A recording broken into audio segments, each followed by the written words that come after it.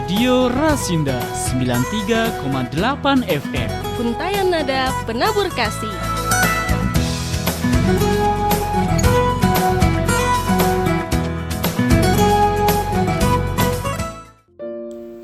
Shalom, selamat pagi saudara pendengar Radio Rasinda dimanapun Anda berada. Senang sekali pada pagi hari ini kami beroleh kesempatan kembali untuk bertemu dengan Anda semua di dalam acara Renungan Agama Kristen. Dan di pagi hari ini masih bersama dengan saya, Fendi, di mana mewakili majelis dari Gereja Kristen Jawa Kismorjo. Baiklah, saudara pendengar yang terkasih, sebelum kita membaca, mempelajari dan juga merenungkan firman Tuhan, baiklah kita berdoa terlebih dahulu memohon pertolongan dari Tuhan. Mari kita berdoa. Puji syukur kepada Tuhan untuk pagi hari ini kami boleh kembali bertemu di dalam acara Renungan Agama Kristen. Dan terima kasih untuk kesempatan ini. Kami juga beroleh kesempatan untuk nanti kami juga akan belajar firman Tuhan. Kami berdoa supaya Tuhan menolong kami, Engkau berikan pengertian kepada kami, Engkau juga membuka hati dan pikiran kami Tuhan untuk kami beroleh kebenaran firman Tuhan. Mari Roh Kudus, Engkau yang mengajar kami pada pagi hari ini, supaya kami beroleh tuntunan dalam hidup kami melalui firman-Mu.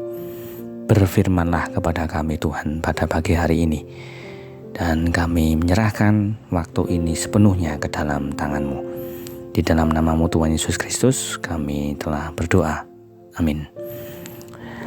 Saudaraku, bersama-sama kita akan mempelajari firman Tuhan yang akan kita baca dari Markus 5 ayat 1 sampai dengan yang ke-20. Dari Markus 5 ayat 1 sampai dengan yang ke-20, dengan judul Yesus mengusir roh jahat dari orang Gerasa. Lalu sampailah mereka di seberang danau di daerah orang Gerasa.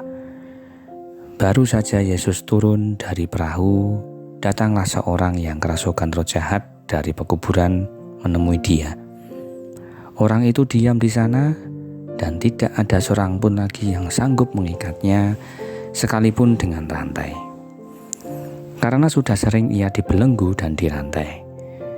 Tetapi rantainya diputuskannya dan belenggunya dimusnahkannya, sehingga tidak ada lagi seorang pun yang cukup kuat untuk menjinakkannya.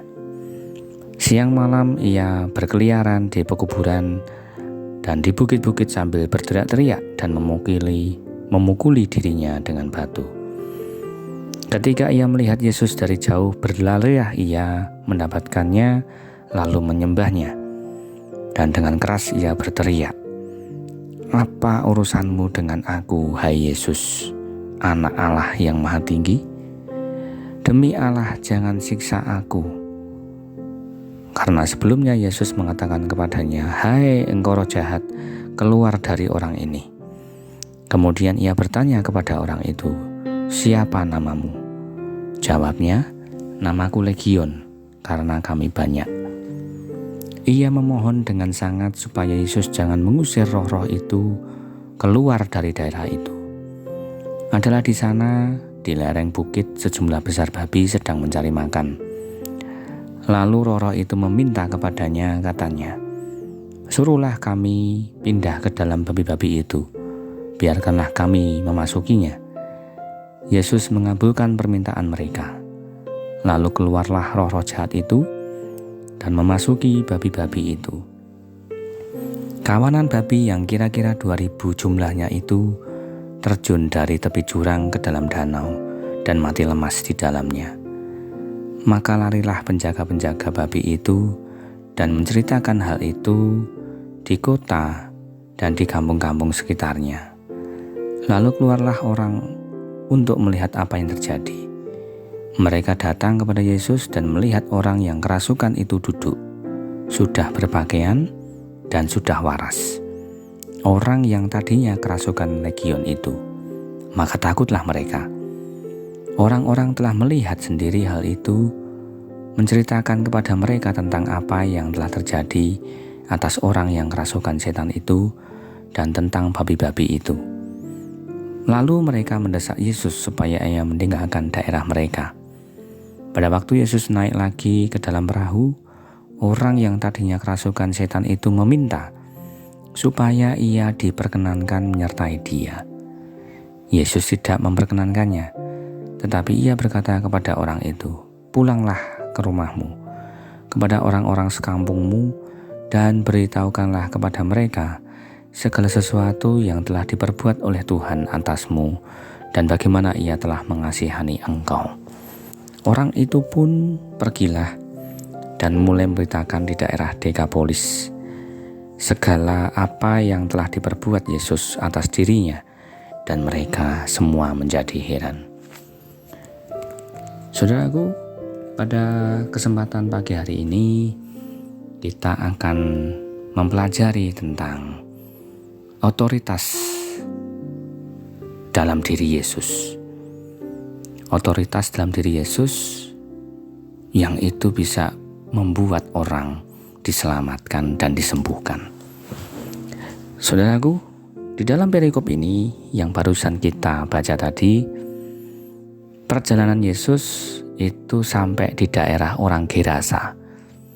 Kalau kita mencermati Alkitab, Gerasa itu berada di wilayah di seberang Sungai Yordan dan masuk ke dalam daerah di sekitar Dekapolis, di mana Dekapolis itu kita kenal sebagai daerah atau istilahnya dalam bahasa Yunani adalah 10 kota. Jadi sebenarnya ini bukan masuk ke dalam wilayah orang Israel pada waktu itu, tetapi tepatnya ini sebenarnya daerah yang didiami atau ditempati oleh orang-orang yang bukan Yahudi atau di luar Yahudi, seperti itu. Nah, singkat cerita, ketika Yesus sampai di daerah itu, maka datanglah orang yang kerasukan oleh roh jahat. Orang ini sudah cukup lama dirasuki oleh roh jahat, dan bahkan orang ini bisa dikatakan sangatlah kuat karena diikat ataupun dirantai ataupun dibelenggu, itu bisa dirusak dan diputuskannya apa yang mengikatnya, seperti itu. Kemudian kebiasaan orang itu adalah berkeliaran di pekuburan dan juga di bukit-bukit sambil berteriak-teriak dan memukuli dirinya dengan batu.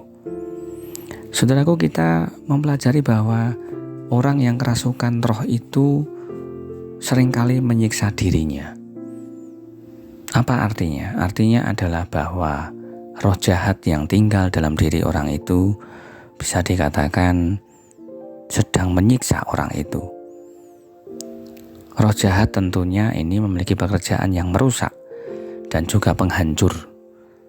Untuk itu di dalam bagian ini juga telah dijelaskan bagaimana orang yang kerasukan setan di Gerasa ini, dia tidak hanya kuat secara fisik, tetapi bagaimana dia sering melukai dirinya itu dengan apapun yang ada di sekitarnya. Kalau di ayat 5 dikatakan dia memukuli dirinya dengan batu. Bisa kita bayangkan kalau kita dipukul sedikit saja itu sakit, tetapi dia memukul dirinya dengan batu. Seperti itu. Jadi bagaimana rusaknya kondisi fisik orang itu ketika dirasuk oleh roh jahat. Dan kemudian satu ketika Yesus datang ke situ, kemudian orang yang kerasukan itu tiba-tiba berlari, kemudian menyembahnya. Nah, ini sesuatu yang unik, saudaraku. Orang yang kerasukan itu tiba-tiba lari, kemudian mendapati Yesus dan kemudian menyembahnya. Apa artinya? Ketika dia bertemu dengan sosok pribadi di mana setan itu akhirnya juga tunduk di hadapan orang ini. Kalau di ayat sebelumnya tadi dikatakan bahwa ketika orang yang kerasukan itu diikat dan juga dibelenggu, itu tidak bisa. Tetapi ketika dia berjumpa dengan Yesus, orang yang kerasukan ini tiba-tiba dia sujud menyembahnya. Dan kemudian dia mengatakan sesuatu kepada Yesus di ayat 7 itu, "Apa urusanmu dengan aku, hai Yesus, anak Allah yang maha tinggi?" Sosok setan atau roh jahat yang mendiami orang itu mengetahui jati diri daripada Yesus. Dikatakan bahwa anak Allah yang maha tinggi, hai Yesus, anak Allah yang maha tinggi. Saudaraku, dalam beberapa catatan orang-orang Israel atau Yahudi, anak Allah itu sering dikaitkan dengan Allah itu sendiri. Jadi anak Allah itu bukan Allah yang mempunyai anak, tetapi anak Allah itu adalah Allah sendiri. Dan anehnya ketika si jahat itu bertemu dengan Yesus, ada dua hal yang diminta kepada Yesus. Nah, adakah si jahat itu meminta? Kalau kita misalkan dalam kehidupan sehari-hari, si jahat atau mungkin ada orang yang kerasukan, mungkin setan dalam diri orang itu meminta air kembang, meminta syarat apa dan sebagainya.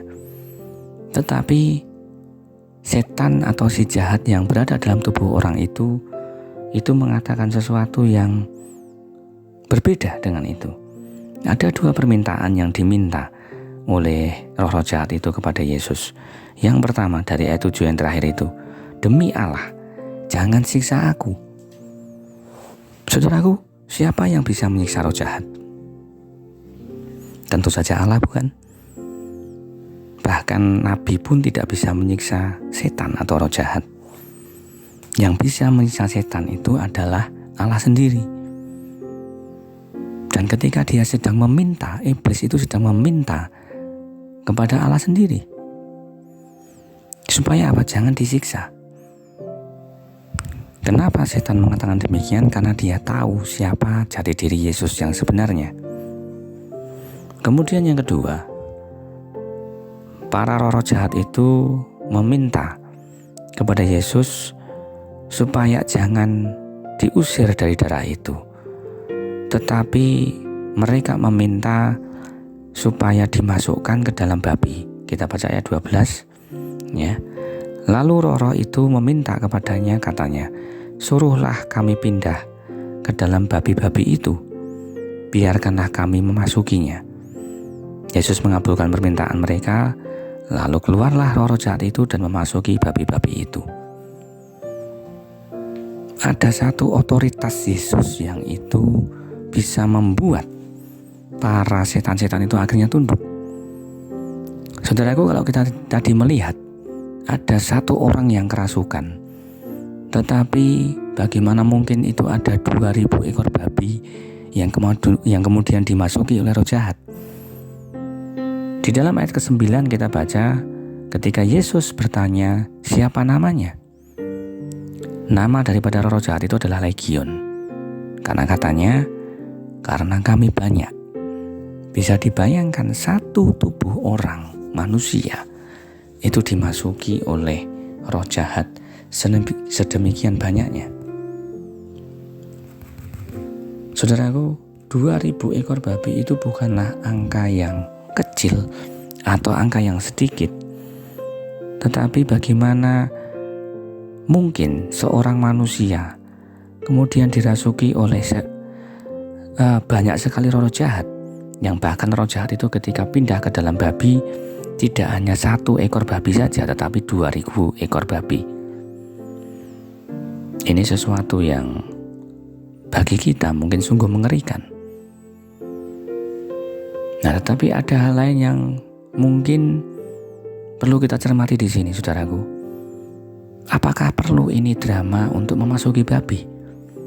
Kenapa kok Tuhan Yesus tidak kemudian menyuruh Yudah keluar sana atau mungkin pergi, dah selesai?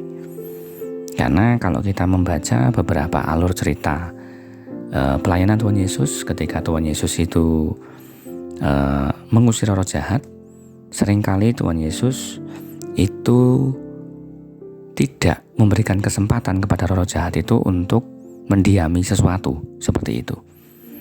Tetapi di bagian ini bagaimana kita belajar bahwa Tuhan Yesus melakukan hal yang berbeda. Tuhan Yesus mengizinkan roh-roh itu untuk kemudian memasuki babi. Memasuki babi yang kita tahu babi-babi itu akhirnya kemudian jatuh ke jurang, jatuh ke danau, dan akhirnya kemudian mati lemas di dalam danau itu. Saudaraku, persoalannya ini bukanlah tentang babi, tetapi persoalannya adalah yang pertama, bagaimana otoritas Yesus itu ada atas diri roh jahat itu. Yesus itu adalah sosok yang sangat-sangat berotoritas. Bahkan ribuan roh jahat yang tadi dikatakan legion, karena mereka itu banyak, itu tunduk kepada otoritas Yesus. Itu yang pertama. Kemudian yang kedua, saudaraku, ketika Yesus mengizinkan roh jahat itu untuk kemudian memasuki babi-babi itu, yang terjadi adalah bahwa sesungguhnya Yesus itu sedang menunjukkan betapa mengerikannya kehancuran yang disebabkan oleh pekerjaan si jahat.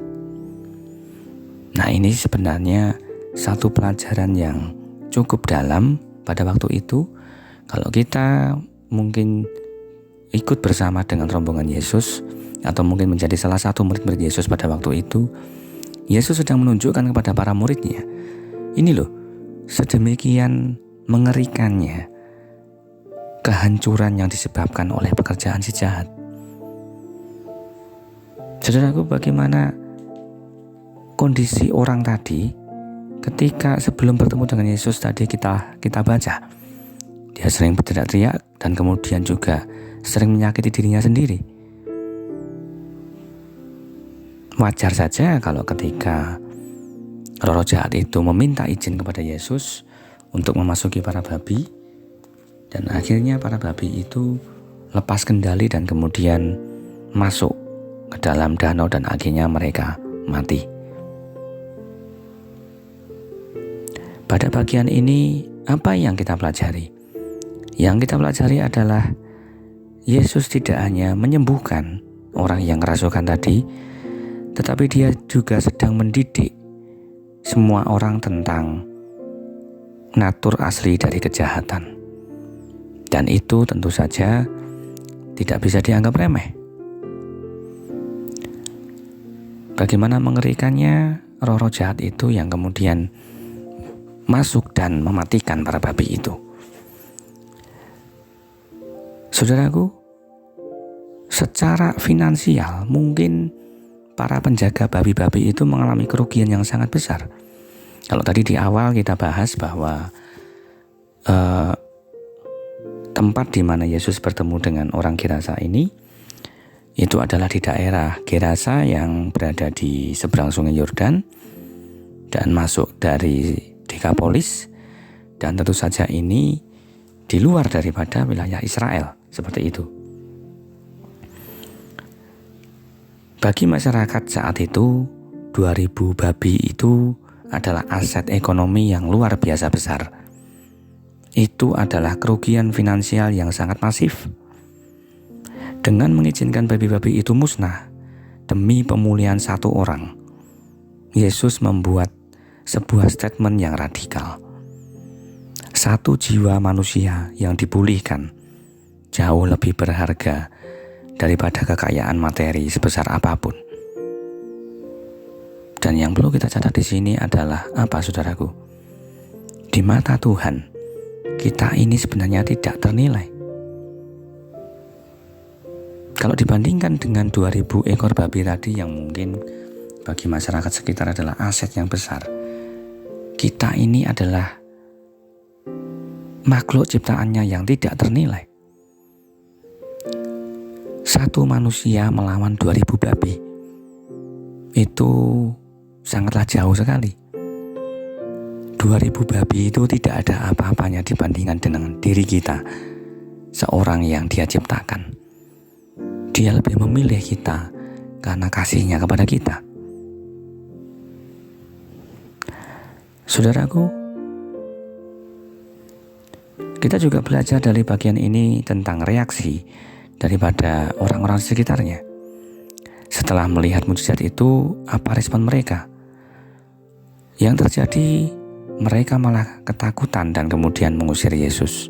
Mengapa? Karena hadirat Yesus yang penuh kuasa itu mengganggu zona nyaman dan stabilitas ekonomi mereka.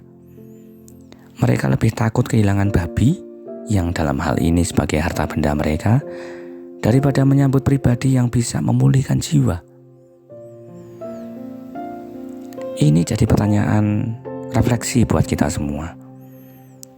Sering tidak sih kita ini lebih memilih, dalam tanda kutip ya, babi-babi kita? Babi-babi kita itu ya digambarkan sebagai satu aset atau mungkin juga satu hal yang kita sangat jaga. Bisa kenyamanan, bisa keamanan, bisa finansial kita, ataupun juga bisa status kita, daripada hadirat Tuhan yang itu mengubahkan. Tapi terkadang di situ kita bisa, dalam tanda kutip, mengganggu. Lebih pilih mana kira-kira? Harta benda kita atau hadirat Tuhan, di mana di situ membuat satu perubahan? Saudaraku, inilah hal-hal yang sebenarnya kita patut renungkan melalui pelajaran yang baru saja kita baca tadi. Selama ini, apakah kita itu berpikir bahwa ada sesuatu yang lebih berharga dari kita? Ataukah ketika Tuhan itu datang kepada kita, kita sebenarnya acuh tak acuh dan kemudian lebih memilih apa yang kita miliki daripada hadirat Tuhan tadi?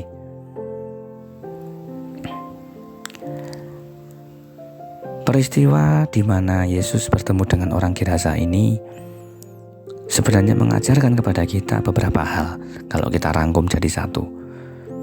Yang pertama, saudaraku, otoritasnya itu mutlak atas dunia roh. Kalau kita membaca di dalam Matius, di dalam kitab suci, dan juga dari kisah para rasul, sebelum Tuhan Yesus naik ke surga, Tuhan Yesus itu sempat mengatakan bahwa kepadaku telah diberikan kuasa baik di bumi dan di surga. Kepadaku telah diberikan segala kuasa di bumi maupun di surga. Maka otoritas Tuhan itu mutlak atas dunia roh juga, saudaraku, dan bahkan atas diri setan-setan tadi. Itu yang pertama. Kemudian yang kedua adalah natur kejahatan itu destruktif total dan itu sangat menghancurkan. Dengan contohnya tadi, bagaimana ketika Tuhan Yesus mengizinkan roh jahat tadi memasuki para babi, dan akhirnya babi-babi itu mati. Dan jumlahnya itu tidaklah sedikit, ada 2000 ekor babi. Dan yang ketiga, apa yang kita pelajari? Yang kita pelajari adalah nilai satu jiwa manusia itu tak terhingga. Tuhan Yesus rela mengganti jiwa satu orang tadi yang kerasukan tadi dengan 2000 ekor babi. Dan ini menandakan bahwa betapa berharganya kita manusia itu di hadapannya. Kemudian yang keempat, saudaraku, kadang-kadang prioritas manusia itu seringkali salah tempat. Seperti tadi kalau kita belajar bahwa di mana kenyamanan kita itu terletak. Apakah di dalam hadirat Tuhan? Atau jangan-jangan kenyamanan kita itu terletak pada apa yang kita miliki atau kita punyai sekarang ini. Lalu apa artinya buat kita sekarang, saudaraku? Sama seperti legion. Mungkin kita juga punya legion dalam diri kita. Misalnya kecemasan, bisa juga dosa yang mengikat, bisa juga ketakutan, ataupun juga kepahitan. Kisah ini mengingatkan kita bahwa Yesus punya kuasa penuh untuk memulihkan kita. Dan baginya, pemulihan jiwa kita jauh lebih penting daripada biaya apapun. Dia rela melakukan apa saja untuk membawa kita kembali kepadanya dalam keadaan yang baik dan tentu saja penuh dengan damai sejahtera. Saudaraku, itulah firman Tuhan pada pagi hari ini, dan sekiranya Tuhan terus menolong kita untuk kita mengerti apa kehendaknya, dan biarlah kuasanya itu yang terus melindungi kita dan juga menjaga kita dari segala kejahatan. Baiklah saudaraku, sebelum kita tutup acara pada pagi hari ini, kita akan tutup di dalam doa. Terima kasih Tuhan Yesus untuk firman-Mu pada pagi hari ini. Kami bersyukur bahwa kami boleh belajar bahwa kami manusia itu betapa berharganya di mata Tuhan.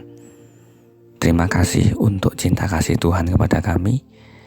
Terima kasih untuk perhatian Tuhan kepada kami. Dan terima kasih untuk keselamatan yang telah Engkau berikan kepada kami. Ajar kami untuk kami terus berpegang kepada otoritas nama-Mu. Ajar kami untuk kami melihat hadirat Tuhan itu lebih penting daripada apapun yang kami miliki Tuhan. Terima kasih Tuhan yang terus menolong kami, Tuhan yang terus menuntun kami supaya kami boleh memiliki hati yang melekat padamu. Dan kami menyerahkan segala aktivitas kami sepanjang hari ini ke dalam tangan Tuhan.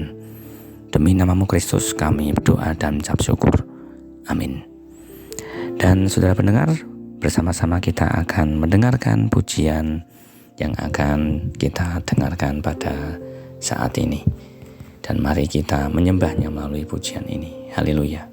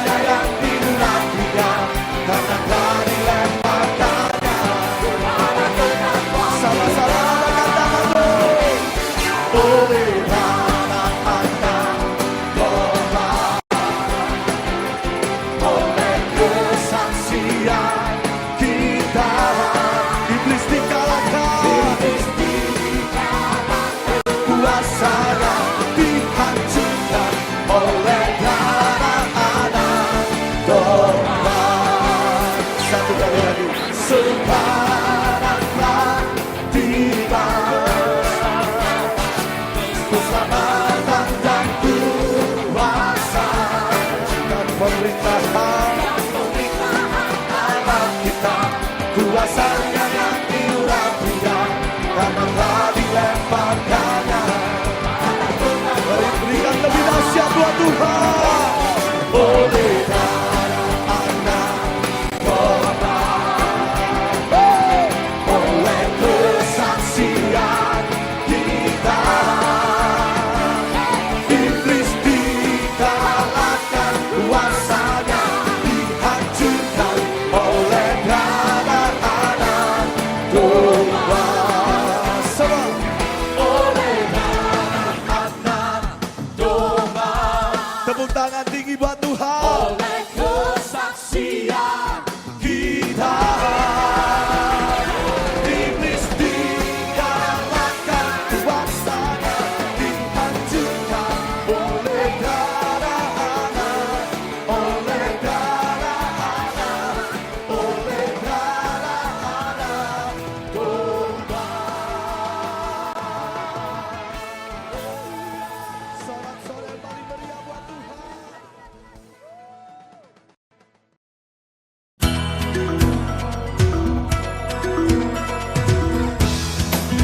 Radio Rasinda 93,8 FM. Untayan Nada Penabur Kasih.